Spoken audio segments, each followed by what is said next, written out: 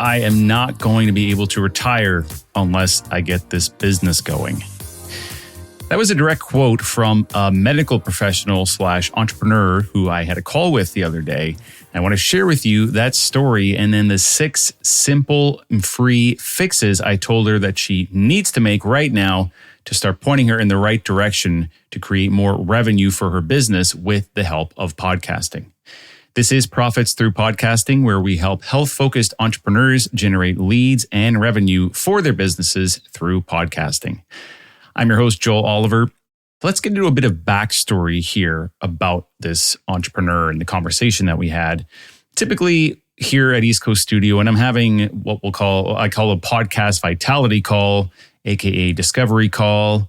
I don't like to use the word sales call because it's not what it is, but typically when we have those conversations, we're speaking with entrepreneurs and podcasters who are a little further along by the time they come to chat with us, because our offering is a little more high ticket.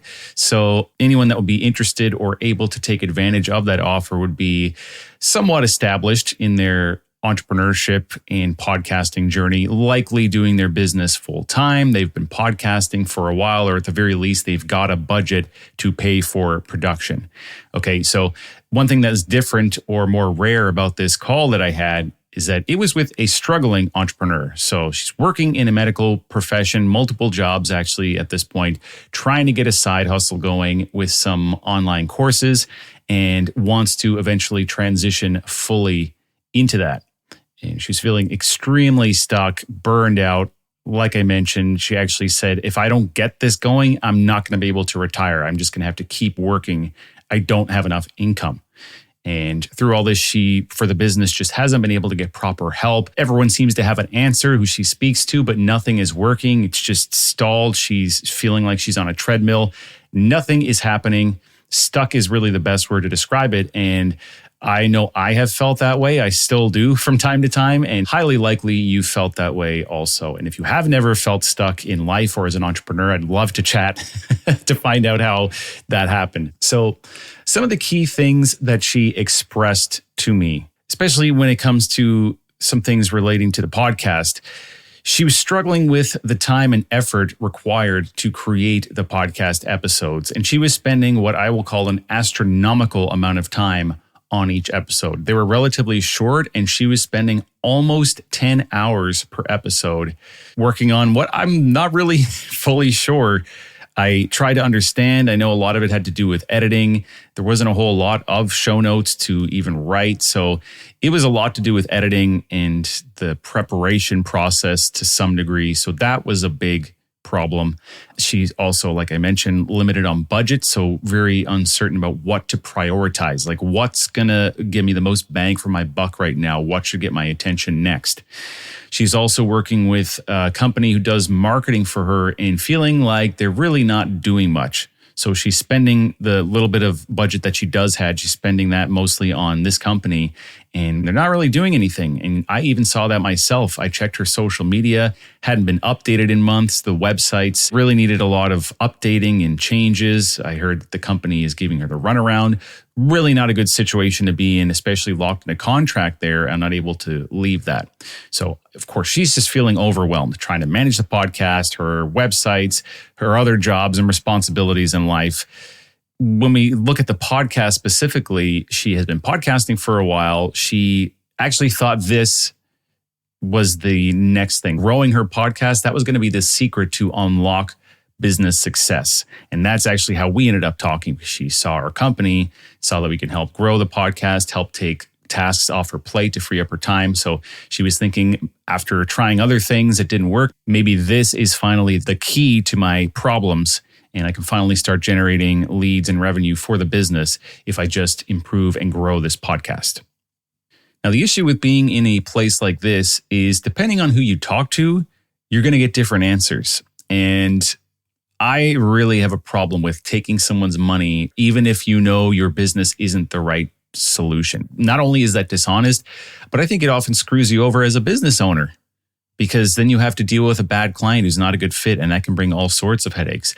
Now, that said, it's not necessarily always black and white, because like I saw in this case, me, for example, I can help her improve this podcast. I can absolutely make things better so it's more set up to generate leads and revenue for the business. However, we're still not going to be seeing results because there are too many other issues. And then she's got no budget, no results, frustrated again, stops podcasting, maybe shuts down the business, goes to try something else. And this loop just goes and goes and goes. And having been in this situation myself, I don't like that. I can totally relate to it. And so if someone comes on a call with me, I'm not going to just try to sell them what we offer just to make a buck. Okay. I really do want to help. And I don't want to have any clients that are not a good fit because they're just going to be disappointed. And that's not a good reputation for our company. Now, all this, what I've just mentioned, that's just business. There's no overnight fix. Okay. And I tell that to every single person that I work with. I don't have a magic secret. Nobody else does either. That's just going to skyrocket your results overnight. It takes time. It takes dedication. Same thing in business. You're going to be working on it over time. You're going to collect knowledge, tidbits here and there. You're going to work with someone that's going to help you. And it just takes that process of iterating a little bit better every day, implementing little new things that you figure out. And over time, you one day realize you have a pretty successful business or something that's working a lot better than when you started out. Okay. And if you don't have some of these foundational, fundamental things in place, no amount of marketing is going to help. And I put podcasting in that marketing bucket. You can't just expect your podcast to be successful and that will solve all your problems. If you aren't converting your leads or you're losing customers, that kind of thing, then what's the point of any marketing? There's no point. So we really need to get those basics taken care of first. And that was really what I saw when I looked into her offerings here in her website and asked some questions. I saw a lot of problems. It was overwhelming for her, but also for me. Of course, I know a little about business, or perhaps more than a little, but I'm not a business consultant. I focus on podcasting, so I'm really equipped to help with those types of things. But if I see someone who just has a complete mess of a business, what am I supposed to do there? I can't dig in that deep with them. They need other help. I can see that, but they've not been getting the help that they need. So yeah, I definitely wanted to help as much as I could by pointing them in the right direction and doing what I know how to do and talk about podcasting so we can at least get that aspect figured out or get her headed in the right direction. So what I told her was, listen, there's a whole bunch of stuff here that you can fix starting today. You don't need to pay anyone. You don't need to pay me, because why even think about spending money if we have these basic things that you can fix on your own, right? Especially as someone with a limited budget right now. So I offered to give her some of my starting points that I think are a high priority in terms of the podcast, allowing her to keep the budget for what I think are some other higher priority things in the business that really need attention before we focus on spending more on podcasting. So let me tell you the things that I told her to address. And hopefully this gives you some insight into your own business as well, and your podcast, and perhaps you can apply some of this to your situation to make things even better. If you're confused right now about what do I do? How do I grow my business? How do I generate more leads and sales? I'm not sure where to turn next. Well, this is going to help. So first thing I noticed is that overall, the podcast was not giving a good professional impression. Now, this is almost always important, but when we're talking about the medical healthcare type space, it's really important. Quality presentation, it's got to look good. You don't want to break trust. I mean, the whole point, or a big point of podcasting, is to build trust. If someone comes across your podcast and the artwork doesn't look good, the sound quality is bad, the description is just not written well, those sorts of things, they're not going to take it seriously. So we really need to get those basics in order with the podcast. I just wasn't getting a good vibe from it. So gave her a bunch of things to work on there in terms of the artwork, beefing up the show notes, making it sound better, that type of thing. So very simple, but often overlooked. And especially in this case. So that's just causing her to spin her wheels. Next thing was the podcast workflow. It was taking her, as I mentioned earlier, way, way too long to create podcast episodes. And I just can't figure out how it was actually taking this long. Obviously, my job, what my company does, is offer this service, but not everybody's in a place to afford that. Obviously, it's not the right solution for everyone. So I'm not just going to try to push this on anyone. I'm going to evaluate the situation that she was in. And based on that, I see, okay, you maybe need to continue working on this on your own for now if you don't have a budget to outsource, but we've got to make this way more efficient. Otherwise, there's just no way this makes sense for you to be spending this much time per episode. It was like 8 to 10 hours for very short episodes. That's so many hours she could be spending doing other more important things in the business, which was struggling. So some tips I gave quickly to help fix this problem. Editing was taking a big part, doing her editing on her own. I really don't like to see that, but I understand there's some cases where it just has to be that way, at least for a while. Spending a lot of time in doing that, tidying up the tidying up tangents, that sort of thing. My biggest recommendation there, just stop saying It's obviously difficult. We all have crutch words and phrases that we say, but if you can just focus on that in your day-to-day activities, just remove those words from your vocabulary, then you're going to save a whole bunch of editing time because you don't need to cut those out. Also, preparing a bit of an outline so it's less likely that the podcast goes on some tangents that then have to be cut out later. Just keep focused, realize in the moment if what you're saying is about to add or detract from the podcast, if you're going to have to cut it out. Try to get it to the point where essentially what you record is going to be very close to what goes out with very minimal editing. One of the next things is better promote the website and lead magnets in her episodes and her show notes. So when we're thinking about generating leads and sales for your business through podcasting, we've got to promote the business. That's a big one. It's free. It's simple. I noticed in her episodes, she wasn't giving a direct call to action about any specific freebie that she offered. So she had a whole bunch of lead magnets. I said, how about you recommend a specific freebie instead of just a general website? So being very clear and intentional on what the call to action is, let listeners know exactly what you want them to do, and put a link in the show notes. It's going to be more difficult for them to go find this if you don't put the link in the show notes, and we need to make it as easy as possible. Making sure we've got a very clear path from the podcast into the business. And that could be either directly selling something or going into a lead magnet funnel where you nurture the leads and eventually they become customers through emails.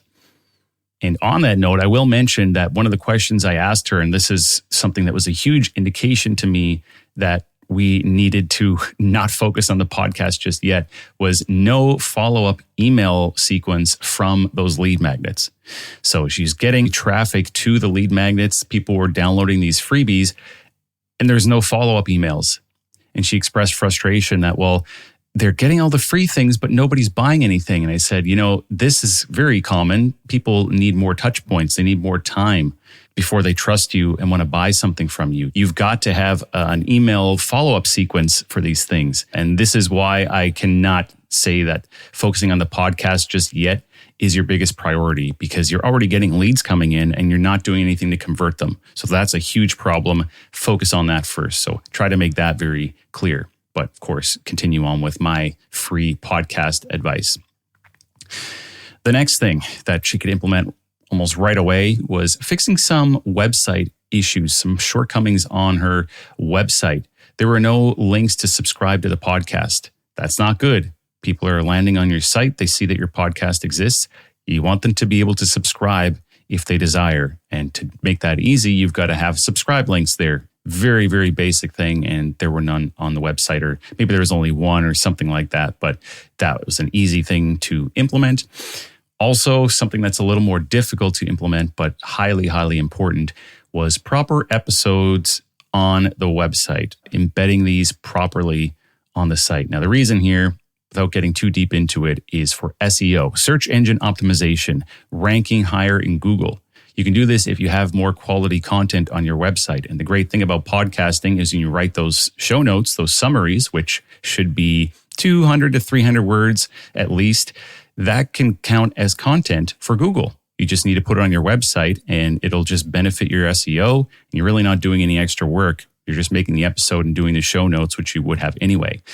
The problem is if you don't set this up on your website properly, you won't actually get the SEO benefits. And that was happening in this case. It wasn't properly embedded on her site as a post for each episode.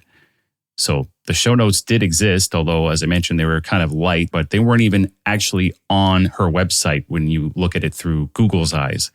And that's a bit more of a technical thing I can't get too deep into here, but huge missed opportunity. And I see this quite frequently when I do podcast audits, that it's just not actually on a website, on a domain name that the site owner, the podcaster, owns themselves. The next thing I recommended was do more podcast guesting. So this is a great way to grow your own podcast and just get yourself out there, grow your confidence, get awareness of your business, your products, your services. So when she goes and does that, she should have a lead magnet or the various lead magnets that she's got prepared. Have one of those ready, whatever is relevant to the audience she's talking to. Book some podcast appearances. Use Podmatch or podcastguest.com or some of the Facebook groups out there. Just start doing this and slowly exposure will build. And the nice thing I liked about this for her situation is there's much less time required per appearance. So when she was having trouble preparing her own episodes, it was taking a long time. If you think about a podcast appearance, there might be a little prep beforehand, but otherwise you're just showing up for that 30 to 60 minute appearance. You're talking about things you already are an expert in. So there's not really much preparation to do. Then you get a backlink for SEO. You get exposure to that podcaster's audience. They hopefully promote it on social media, builds credibility, all sorts of things. So there are huge benefits in her making guest appearances on other shows. If you're not doing that now, that's a great one to consider as well to help grow your show and your brand. So those are the 6 things that I suggested to this struggling doctor to do immediately for virtually no cost to get her on the right track for generating sales and leads for her business through podcasting. There's a lot more business specific stuff involved that was outside of my wheelhouse. I actually did refer her to someone who I trust who specializes in that in this case. So I think that's really good as well. But I totally get that mindset of just overwhelmed. Talk to too many people. Nothing seems to be working. Everyone's telling me they have a solution. I've spent money on it and nothing is happening. What do I do? If I could just find someone to give me proper advice. And we just have to keep in mind that it is a slow process. Don't spread yourself too thin, trying to do everything at once, everything that everybody tells you. You can hear conflicting advice saying, do one thing. No, actually don't do that. The fundamentals need to be solid. Okay, try your best to get in touch with people you trust. That can be watching content on YouTube, asking in your circles, joining some free Facebook groups. Try to get the best direction that you can, then focus in on a minimal amount of things. Don't think you need to be everywhere on every social platform doing everything. We want the basics. So I hope this was useful to you in terms of how you have your podcast set up and how you prioritize in your business to generate leads, grow your revenue, and build the business that you're dreaming of. If you want something in writing that you can reference for helping your podcast, similar to some of the things I outlined today, I highly suggest our free guide, 5 growth-killing mistakes holding back your health-focused podcast and business. You can get that right now, totally free at eastcoaststudio.com/5mistakes. Join us again next time on Profits Through Podcasting for more insights on how to turn your health-focused podcast into a lead and revenue generation machine for your business. Are you ready to let a team of professionals handle your entire podcast production workflow? East Coast Studio can help you elevate your podcast to the higher quality standards required for credibility in the health and wellness space. Plus, give you the guidance and support needed to podcast consistently, growing your impact and your sales. Visit eastcoaststudio.com to learn more.